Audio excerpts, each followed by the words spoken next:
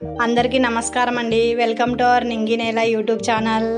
దోశలు చూడగానే నోరు ఊరిపోతుంది కదండి. ఇవి పెన్నానికి అతుక్కోకుండా క్రిస్పీగా హోటల్ స్టైల్ దోశలు ఎలా చేయాలనో చూసేద్దాం రండి. వీటికి కావాల్సిన పదార్థాలు: బియ్యము, మినప్పప్పు, శనగపప్పు, మెంతులు, అటుకులు. ఈ శనగపప్పు, మెంతులు, అటుకులు వేసుకుంటే దోశలు టేస్టీగా ఉండడమే కాకుండా పెన్నానికి అతుక్కోకుండా కూడా వస్తాయండి. ఇవి ఏ క్వాంటిటీలో తీసుకోవాలనో చూద్దాం రండి. నేనైతే ఇక్కడ ఒక చటాకి తీసుకున్నానండి. మీరు గ్లాస్ కానీ లేదంటే ఒక కప్పు మీరు మెజర్మెంట్ తీసుకోవచ్చు. ఇలా మినప్పప్పుని ఈక్వల్గా తీసుకోవాలండి. ఒక గ్లాసు మినప్పప్పుకి 4 గ్లాసుల బియ్యం. ఇక్కడ నేను రేషన్ బియ్యం తీసుకున్నానండి. మీరు సన్న బియ్యమైనా వాడచ్చు. 2 టేబుల్ స్పూన్ల శనగపప్పు, 1 టేబుల్ స్పూను మెంతులు, 1 పిరికెడు అటుకులండి.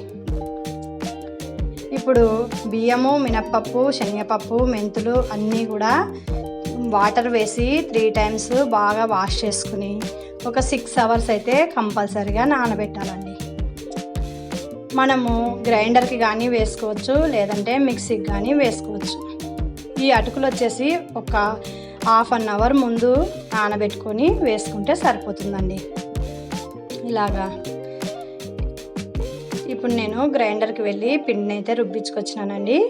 ఇప్పుడు ఈ పిండిలోకి తగినంత ఉప్పు వేసి గరిటెతోటిగా బాగా కలపాలండి. ఇప్పుడు ఒక చిన్న టిప్ అండి. ఇక్కడ పిండిని కలిపేటప్పుడు ఒకే సైడు తిప్పండి, ఇలాగ కలపండి. రివర్స్లో కలపకండి, ఎందుకంటే బాగా పొంగుతుందండి. ఇప్పుడు ఓవర్ నైట్ నానబెట్టేసుకుని ఉదయం లేచి చూసేసరికి చూడండి పిండి ఎంత బాగా పొంగిందో చూసారా.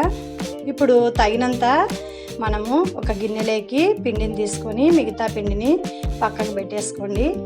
ఇప్పుడు దోశకు కావాల్సిన విధంగా మనము వాటర్ వేసి కలుపుకోవాలండి. ఇప్పుడు స్టవ్ ఆన్ చేసి పెన్నం పెట్టి పెన్నం బాగా వేడెక్కిన తర్వాత దోశ వేసేసుకోవడమేనండి.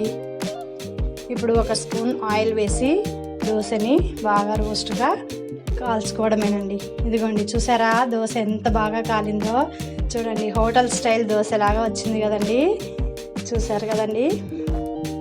నేనైతే ఇందులోకి పల్లి చట్నీ వేసానండి. ఈరోజు దోశ ఎలా ఉందో తిని చూసి చెప్తానండి.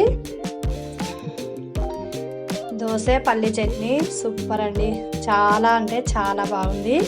చూసారు కదండి వీడియో. మీరు కూడా ఈ చిన్న టిప్స్ ఫాలో అయ్యి దోశలు చేసేసుకోండి. వీడియో ఎలా ఉందో కామెంట్ చేయండి, లైక్ చేయండి, సబ్స్క్రైబ్ చేయండి.